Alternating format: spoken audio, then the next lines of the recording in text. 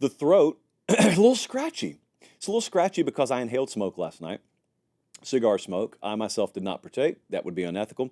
But Tennessee fans sure did. 24-17. They beat Alabama. Hey, look, I brought some of Neyland home with me. Colin, I didn't even show you this. This was what happens when they storm a field. The sod just gets pulled up. And I just want Tennessee groundskeeping to know I am not responsible for peeling this sod up. It was already there. So I figured it could find a new home here about 2.5 hours down the road in Nashville. 3 years ago, I talked about this game. Last night's game, I'll give it 3 Chalai on the 1-5 rating. 2 years ago, that was a 5 Chalai classic when they beat Bama again, 52-49. But you remember about 3 years ago, we had a nice long talk on the show leading into the third Saturday in October, and I said I thought America was about to get re-educated about this rivalry game because it had just been dormant for a long time because Bama had skull-drugged Tennessee for a long time. And I thought, well, this one will be competitive at the very least, and if Tennessee wins, then it's a total new chapter, which they did. But folks found out. Folks who thought Tennessee-Alabama as a rivalry was an afterthought, they found out 2 years ago. This game last year was close. This game last night was close. And Tennessee wins, and they storm the field again, and we're right there in the middle of it. I got to tell you something. Neyland Stadium at its best is the best that it gets in college football. I said that 2 years ago. I experienced it again yesterday. Did Bill Martin just get on the show? Bill Martin just got on the show. Whomstood have thunk it? There he is again. Good for Bill. Good for Bill. He's the guy right there behind Heupel. Let me tell you something. Yesterday morning at about 8:45 a.m., I was with Bill Martin on the roof of the Tennessee press box. And if you've never been up there, because it's illegal for most of you to be up there, let me tell you, when the fog is dissipating over the river and over the town of Knoxville, and you get to watch it happen from, I would say, one of the best vantage points in town, it's pretty incredible. I had footage of that on the Instagram channel, by the way, at Late Kick Josh. So anyway, back on track here. This rivalry is insane. The atmosphere is insane. Just unbelievable. They stormed the field again last night. They won the game. How did they win the game? That's what we want to talk about. The first half of this game was mind-boggling. You can tell me which side of the first half of this game was more mind-boggling to you. On one hand, Tennessee gets shut out for the third consecutive week, despite the fact that I thought Heupel dialed up a first half worth about 24-31 points. There is a world where you go into the half yesterday, if Nico just hits guys who are open, where you're saying, but dude, Bama's defense is toast. They pitched a shutout in the first half and really played a half that should have had between 24 and 31 points on the board. That's how I felt with the amount of overthrows that they had. Guys get open. I mean, at that point, you're diagramming plays. You don't diagram for the throw to be 5 yards over the receiver's head who's running 2 yards clear of the nearest defender. So that's the first part there. Tennessee has a goose egg on the scoreboard despite the fact they've gotten guys open left and right. And then the second part of it is Alabama can't handle prosperity to save their life. They force 3 turnovers. They get 0 points off of the turnovers. They had 1 touchdown drive. So we go into the half, a half of a game that it could be 31-20 or something like that. It's 7-0. Total fever dream. The one thing I did notice, when I was sitting there at halftime, I was looking at the sheet and I said, wow, Bama's run 45 plays. So that's a noticeable difference from the style they had been playing, where you see the defense on the field, third, fourth quarter, they're gassed because they can't get off the field on third down. Wasn't a massive issue for them, as it turns out in the first half. So I thought maybe second half tilts towards Alabama, and then sure enough, they come out in the third quarter, and that first drive, Jesse, what'd they do? They ran the ball like 8 times in a row. So it was obvious they noticed that, and they wanted to recommit to the run game. Well, that was short-lived, and Tennessee ends up turning the critical factors. And the beauty of this game, as it always is in rivalry football and college football, is the deeper you get into the game, the less people start thinking about the extenuating circumstances, which I love. What I hate about, the thing I hate about some pro sports, and the thing I hate sometimes that seeps into college football is some people struggle to just watch a game on Saturday for what it is. I mean, a Saturday in the fall, especially when there is a rivalry game on the field in front of you, is worth its weight in gold, independent of anything else. Because history tells you there is premium value on just this thing. Bama, Tennessee, there's premium value on just this thing. It doesn't matter what a win or loss means in relation to the SEC race or the college football playoff race. Yes, those things are there, but the deeper you get into it, the more you put on the blinders. This is what happened in Neyland yesterday. The more the fan base starts putting on the blinders, and you're not even thinking, oh, our offense is so ugly. Even if we make it through this, there's no way we're going to beat Georgia. There's no way we're going to go to Atlanta. You just start to forget all that, and it just becomes about beating Alabama. If we can just beat Alabama, whatever we accomplish the rest of the way is whatever we accomplish the rest of the way. But I got this cigar in my pocket, and I may be 10 years old, I may be 70 years old. I want to smoke this thing. And they ended up lighting them up last night. Some of you took longer than others. That's okay. We're trending towards a more smokeless society, so I don't think that's the worst thing in the world, but tradition notwithstanding. So you got to credit Tennessee here because they just kept punching. They kept punching. I equated LSU to something the other day, but it kind of applies to Tennessee here. Tennessee's offense is kind of like you watch a kid with a stick in his hand and a blindfold on his face. He walks in a dark room, and the only guarantee you have is there is a piñata hanging from the ceiling somewhere. What do if you're the kid? You just start swinging wildly, and you keep swinging and keep swinging and keep swinging. And if you've got Nico Iamaleava as your quarterback, and you got guys running free in the Alabama secondary, it doesn't matter how many times he overthrows them. It was either his guy or nobody.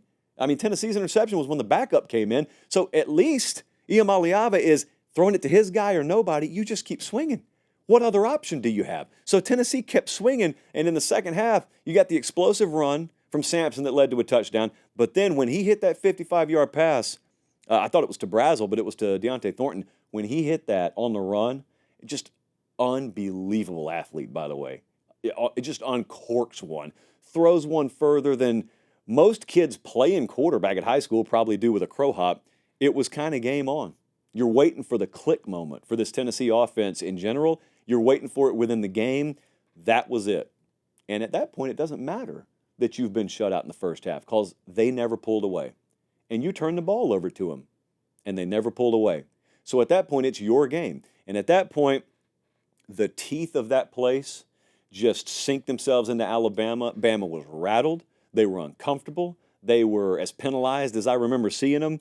And conversely, I know Tennessee can play defense, and they're playing it again. I know they can run the ball, and they're running it again.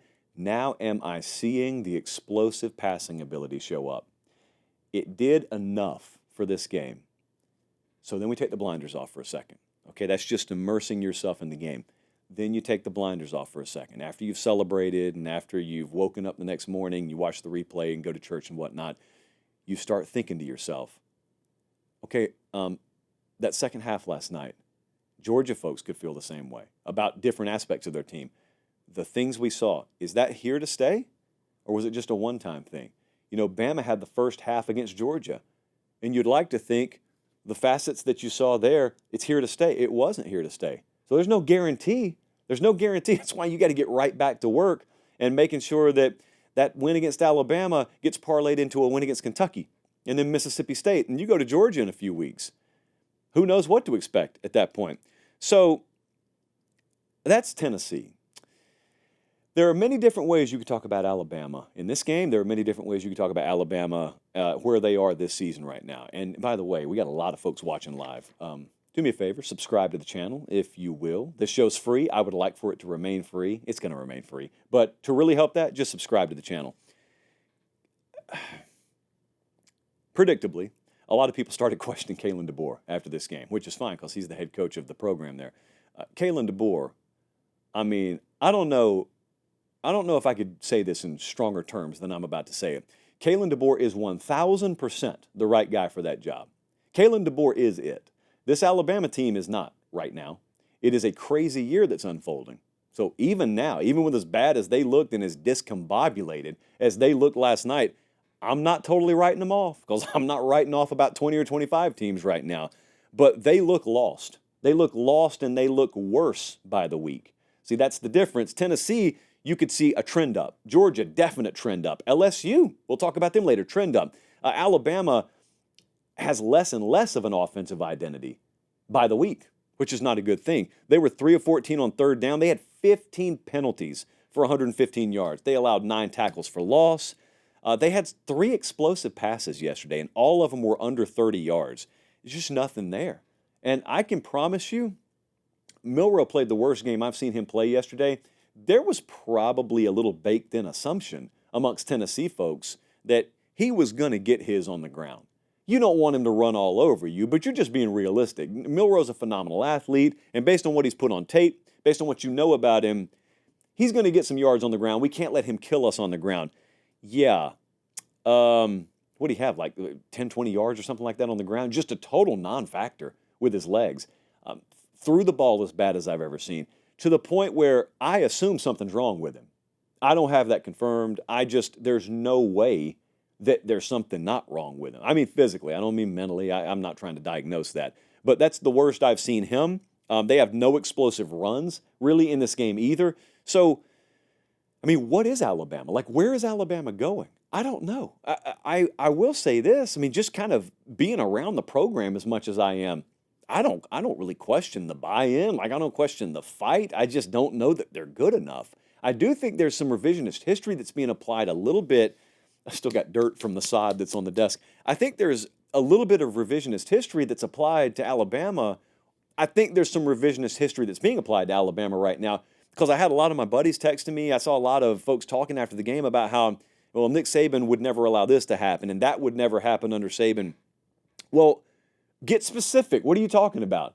Are you talking about penalties? Because it was a chronic problem under Saban late in the season. Well, playing a bunch of close games, Josh. Dude, Alabama played a ton of close games over the past couple of years. Yeah, but, man, defensively, they're just giving up some big plays. Yeah, it's happened. It's happened even under Saban's Bama teams. But there are noticeable differences, because the one thing that I could count on Saban's Bama teams to have was they didn't really mind hurting you. They wanted to embarrass you. They would get after your throat. This team doesn't feel like that to me. This team doesn't feel like that. Now, I think there are a couple of reasons for that. Number one, I don't think the roster's as good. It's not as deep. That's the first thing. But you don't have to be deep, and you don't have to be talented to play with an edge. So that's the first thing. The second thing, though, I just want you guys to remember this. For the ones out there who want to criticize how DeBoer's run this program, you don't know how DeBoer's going to run this program yet. You don't know what Kalen DeBoer's Alabama will be yet. And I'm saying that because I want to remind you, some of the ways they've gone about it so far are first-year ways. In college football today, you got to remember something. Previous guy's out, whether he gets fired or he retires, the number one concern is our roster's going to get raided. Bunch of guys are going to go to the portal. It was no different at Alabama. In fact, it was worse at Alabama because all their players are coveted, and Sabin left late in the cycle. So Kalen DeBoer comes in, and they can't make any moves, but the players can leave if they want to. And then throughout spring, you're trying to make sure that you've got your roster intact. So I'm just telling you, whether you want to hear it or not, they probably had to run the program a little bit differently in spring, and probably, let me translate it, had to be a little bit easier with guys than you normally would be when you're running a major college football program. He's not the only one who'll have to deal with that, is what I'm saying. He had to deal with it this year. And I would venture to think that this time next year, let's say spring of next year, I don't think all that staff will be there. I don't think they'll be running the program the way they did this past spring. I just flat out think they had to use kid gloves to a certain extent, because what are you trying to do? You're just trying to keep guys on the team. You're trying to keep guys from leaving. You cannot afford to get tough with guys. And is that the right way or wrong way to do it? I don't know. I think it's the way they did it. I'm not saying they ran a daycare, but I don't think that I don't think it was Paris Island there either, if that makes any sense to you. So Tennessee's in a really good position now. Tennessee's still got some things to work out in their own right, but it is amazing the difference in winning a game, especially this kind of game, versus losing a game. Fresh off the presses at FanDuel now. Tennessee, 5th best odds to win the SEC. Bama, just a couple of weeks after having the best odds, they are long now. They are 6th best odds at plus 2,000 to win the SEC. Georgia, for the record, right back up to the top. Texas, number 2. Georgia and Texas virtually have the same odds to win the SEC. Make of that what you will.